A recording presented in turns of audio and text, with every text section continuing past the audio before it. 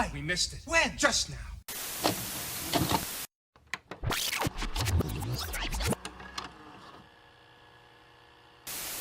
It is 10 a.m. on a Saturday. You know what that means. It is time for the Weekly Rewind, where I go back over the past 7 days or so and talk about some of the action figures that caught my eye. A little lean, but we are smack dab in the middle of the holidays, so it's to be expected. There are some tidbits to talk about, some things to tide us over, and I know that makes it sound like, well, I guess we'll settle for these toys this week, but no. It's worth talking about, or I wouldn't be right here. It's just not the amount we're used to talking about, which... we'll talk about that at the end. Let's get into this week's toys. Something that I saw back at San Diego Comic-Con but then was lost in the shuffle is the Diamond Select Walking Dead Comic Series 1. Thankfully, they went up for pre-order this week, and it reminded me, some comic book style Walking Dead figures in 7-inch scale? Okay. I never read the comics. My exposure is mostly to the show, but my wife absolutely loved the books. So, I may have to get these. She was into the McFarlane smaller scale line, and that gave me something to hunt when I was out looking for my stuff. You know, it was like this, and then I'd come home and I got this, and this, but you got this, and this, and it was fun. It was a shared hobby for a moment, but then McFarlane. But now we're back. Thank you, Diamond Select. Plus, y'all know I am a sucker for figures based on black and white art, and the grayscale here works wonderfully. In fact, for me, I'm more interested in that than the fact that they're Walking Dead figures. They aren't shown with any accessories in the pictures, but notice that Rick's holster's empty. The description lists him as coming with a bag to carry a variety of weapons, while Michonne has her trademark katana and additional accessories. So I expect more pictures of these to pop up before they ship in the fall of 2024, hopefully. And maybe some trigger fingers to go along with guns, because it's Walking Dead. Something we have talked about is the Diamond Select Marvel Select Annihilus, but pre-orders mean new pictures, you know? Something else to look at. We get to see more of that cosmic control rod swappability, going from the yellow tube to something more crackly and energetic, something interesting to look at. And I say that like Annihilus isn't interesting to look at. It's a big bug, wings, but a little extra to it. Then there's a younger version from before he became the big badass bug he is. What I like here though is the back shot. And I know it's not adding really, but I like seeing how the wings plug in.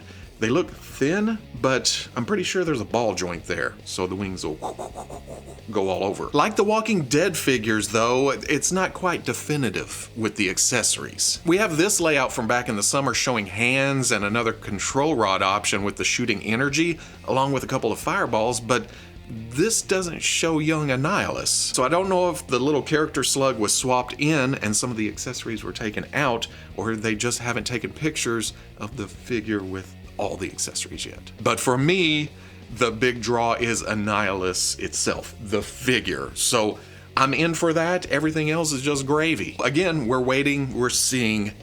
Hopefully more pictures pop up soon. While we're talking Marvel, one of Medicom's Mafex pre-orders this month is the MCU Black Panther version 1.5. As far as I can tell, this is the same figure we previously got, just with some tweaks and some extras like we usually see with the .5s. And that's not a bad thing. I still consider that Mafex Black Panther to be the tippy top, the main display version. It just captures Boseman's proportions perfectly while fitting in with your Legends, your SH Figuarts. Everything looks cohesive and it just looks so good. Same alternate heads as before, but the unmasked face has much better paint apps, major improvement. And I say that not hating the original, but that's how much of an upgrade this is.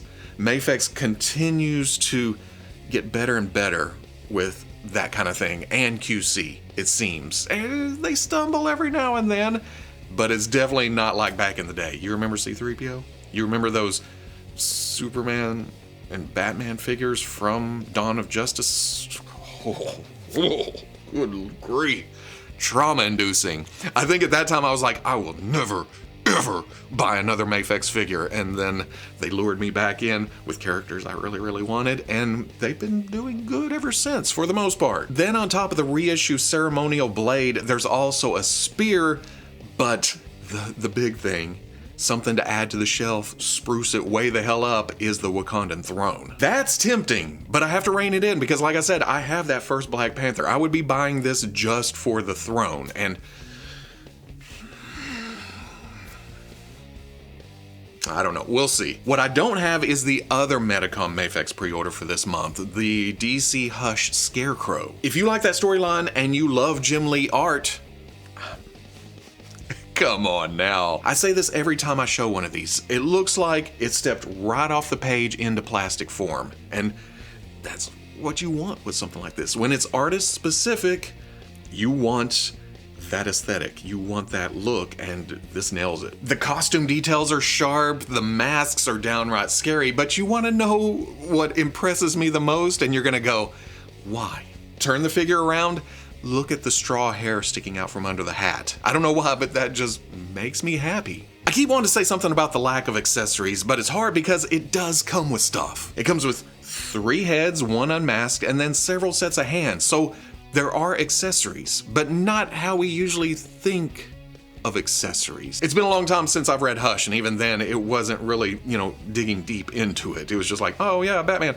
But something, a pitchfork, a scythe. But then again, Medicom does stick to the storyline, to their appearances. So maybe Scarecrow just kind of showed up and was like, scare, and then off into the darkness, never to be seen again. Either way, a fine addition to the Hush shelf that is growing and growing. But you know what? I cannot talk about this line anymore without mentioning Robin. Where's Robin? There's a unanimous cry all across the internet for a Medicom Mafex DC Hush Robin.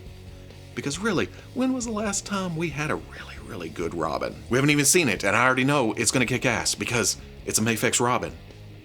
And if I keep saying the word Robin, hopefully it goes out into the universe, and then Robin, right into Medicom's collective ear. Just like, did somebody say something? You know what? I think we should make a Robin, because that's how that works. DC brings us to McFarlane Toys, who was uncomfortably quiet this week, but again, the holidays. Maybe the offices are empty, except for one lone person posting a teaser for the DC Multiverse Dawn of Justice Batman. Imagine that, a Batman all shrouded in shadows, all mysterious looking. It's so out of character for Batman himself. Let's up the brightness a little bit, see what's going on here. Yup. That's Batman. Don't worry, before you know it, we'll get a better look at this, followed shortly by it going up on shelves. That's just how McFarlane works. Surprise Mezco 1/12 Collective dropped this week. Here is the Mighty Morphin Power Rangers White Ranger. This was teased over the summer, and I don't follow Power Rangers. I know there was a Green Ranger at some point. Was that San Diego or somewhere around there? But then there's also the 5-pack that hasn't been released yet. But there's a point of reference. If you have the Green Ranger or have seen reviews of the Green Ranger, you know what's going on with the White Ranger and then the rest that are on the way. Granted, that 5-pack has about 2,500 accessories with it, so maybe the factory's like, okay, we're almost done. Whoo! So many hands, so many weapons, so much stuff. We're getting there. Keeping that in mind and remembering the name of this channel, I don't know how accurate this is. I've seen people comment on the coppery color. To me, it's a white Power Ranger. Comes with some of these, some of those, a sword of many jewels that does a cool multicolor electricity light show, this Twizzler dispenser, the blue slush blade, and an unmasked head. But I say all this as it's already sold out because Mezco exclusive goes so fast. By the time I get around to it, it's like, hey, remember that pre-order? It's so weird to flip from present tense to past tense when talking about Mezco because that's what usually happens. Oh, this looks great, and look at this, and look at this, but oh, you missed it. It was available, but Not anymore. Well, I say that. There's still the wait list. The link is in the description. If you want to try that out, clicky, go over there, see what happens. Oh, I don't talk about Star Trek much, do I? I've seen a lot of Star Trek over the years, but it never latched on like Star Wars did. I like some grunginess in my space fantasy, you know? Star Trek was always really clean and eloquent, Shakespearean. I got nothing against that. Like I said, I watched a lot of it. But if I'm gonna go back and rewatch any Star Trek, well, okay, I've probably seen Wrath of Khan and Search for Spock more than any of them. But if I go back and rewatch, it's gonna be the newer movies. They add a little dirt to the mix. There's still that Star Trek flavor, but it's got some crunch to it. So this week when Hiya Toys showed their super exquisite Star Trek 2009 James T. Kirk, I thought, finally, Star Trek figures for me, for my shelf. But the more I looked, the more I kind of talked myself out of it. I do like it for the most part, but it has those same Hiya Toys beats that I'm not a fan of. It's not because of the likenesses. They're not great, but they're also not terrible. I will say the smiling head captures Chris Pine the best, I think. The accessories could be a bit more exciting, but no, those are still passable. For me, once again, it's the soft goods. They're having a problem making the cloth fit right, or at least making it look like it fits right. We've seen the Judge Dredd and the Rambo and the Universal Soldier, and every time it seems like, oh, look at Junior wearing his dad's shirt and pants. Which is a shame because the clothing does look good. It looks like quality, but it's just too bulky on the figures. A couple of years ago, that was pretty normal, but we've seen a lot of cloth goods since then, from big companies and third party. Just some mind-blowingly awesome stuff. So this feels a little behind the curve. What makes it worse is that they're also showing exquisite mini Star Trek figures in the 1/18th scale, and those use rubber overlays on the torso, and they do look good. They look nice. But maybe that's a licensing thing. Maybe they have to do soft goods on 1/12 scale figures, or it's competing with some other company's license. Or maybe they think soft goods are a premium, being super exquisite, but they're also priced accordingly. So there's that. Or maybe I could just shut up and buy the 1/18th scale since they've solicited almost half the main cast. But it's not my scale, you know? This is close. This is so close, but not quite. And since I just mentioned it in passing, I might as well end this rewind with a little Star Wars action, right? I wanted a little bread and butter before the year ended. Sue me. Not the most earth-shattering of news, but thanks to Jason over at yakface.com, here is a look at a running change for the lightsabers that come with the Hasbro Star Wars Black Series Baylan Skoll and Shin Hati. Do you see it? Look closer. Closer. Enhance. Enhance. The lightsaber blades now appear to be orange, much closer to how they looked in the Ahsoka series. The releases of these two figures so far have had red lightsabers. The promotional images had red lightsabers, and everyone went, wait, they're not supposed to be red. They're supposed to be slightly orange. I'm chalking it up to early concepts, with Hasbro having to get ahead of the curve in order to get these figures out this close to the show, even though the show's been out for a little while. And that's not me all kissing Big Papa Hasbro's ass. It's just how things work. Because I am still not excusing the sizes of these two figures, which we already know are wrong. We've seen videos, we've seen reviews, we've seen fixes, because Baylan is too short and Shin is too tall. And those are just heights. Those can be checked. Somebody looked at them and went, okay, yeah, Baylan and Shin, same height. Seems right to me. So this running change is more of a band-aid, more of a visual, hey, there you go, we gave you the orange lightsabers. But at least it's the most visual. If you're gonna do the Landspeeder Luke fixes with the thighs and everything, that's covered up. That's hidden by some easy paint or the robes and stuff. The lightsabers, not so much.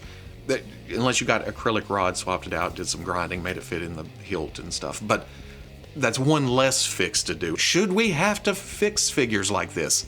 Hell no! But when screw-ups happen, I'm gonna point at it, I'm gonna bitch about it a little bit, I'm gonna fix it, I'm gonna move on with my life. Because I want Baylan Skoll and Shin Hati on my shelf. So $25, do some fixing, I'm done. And if they do release a 2-pack later with fixes or something, then I'll be like, no, I'm good. I already have that on the shelf. Thank you, though. And that's all I got for this week. Like I mentioned earlier, so many toy lines these days, almost to the point that you sometimes have to wonder, is this bubble about to break? And I don't mean to turn this into one of those videos where it's my angry face on the thumbnail with red arrows pointing at emojis and shit. No, it's just something I think about every now and then, because there's a lot going on. A lot of stuff I really, really love, but there's also a lot of stuff going on clearance, making appearances on the pegs for a very, very short time, just on to the next. Get it out of here.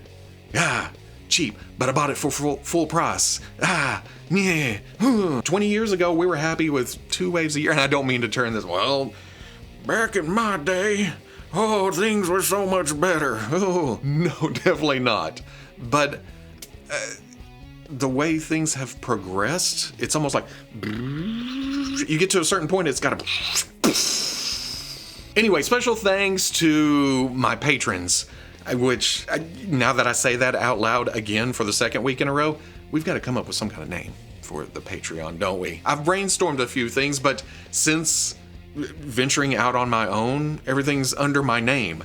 And something like Robo Nation feels wrong. It feels very, yes, me. Maybe I'll make a post on the Patreon, we'll hash it out, figure something out. What are we gonna call this itty bitty pocket on the internet where we can talk about toys and stuff, or upcoming things, or what's going on with the channel, whatever. Oh, that reminds me, extra special thanks to Dave Carolyn for coming up with a little extra sprucey background, and then especially the layout for the featured image for the rewind, because, oh man, I've been running the vanilla pose pillars for over 6 years. It's kind of old. It's played out. Having the comic panel kind of look, oh man, it's so much better.